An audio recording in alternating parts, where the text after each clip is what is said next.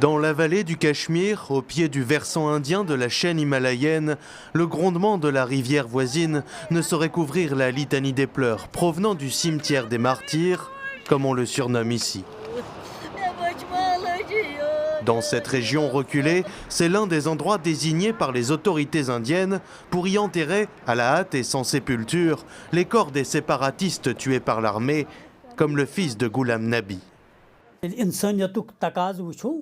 C'est un droit humain de base de pouvoir enterrer les morts sur leur terre. Mais notre enfant a été enterré loin de là, près de la frontière. C'est une souffrance perpétuelle. Vous ne pensez pas ? De retour chez lui, à plus de 100 km du cimetière, ce père de famille rapporte à sa femme les conditions dans lesquelles leur fils repose. Depuis que mon fils a été martyr, je ne peux pas rester seule 5 minutes dans une pièce. J'ai l'impression que je vais mourir. J'essaie de m'occuper dans la cuisine, dans le jardin. J'erre comme une folle en pensant que ça va me guérir. Mais rien ne pourra jamais me remettre sur pied.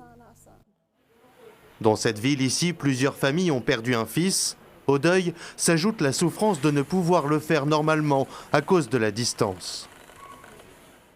Si on part à 8 h du matin, nous atteignons le poste de contrôle vers 13-14 h. Là, on doit demander la permission des autorités. On arrive au cimetière seulement à 16 h. On a plaidé auprès de tout le monde pour avoir justice, pour récupérer le corps de notre enfant, mais personne n'a écouté.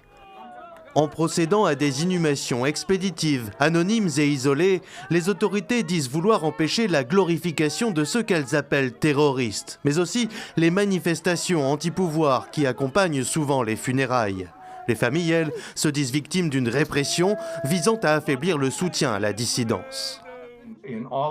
Dans toutes les conventions de Genève, les dispositions relatives aux dépouilles des combattants imposent un traitement humain, et pas seulement du point de vue de la personne tuée, mais aussi pour ses parents et ses proches.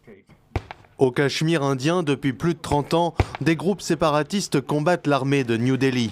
Ils réclament l'indépendance ou la fusion avec le Pakistan qui revendique ce territoire.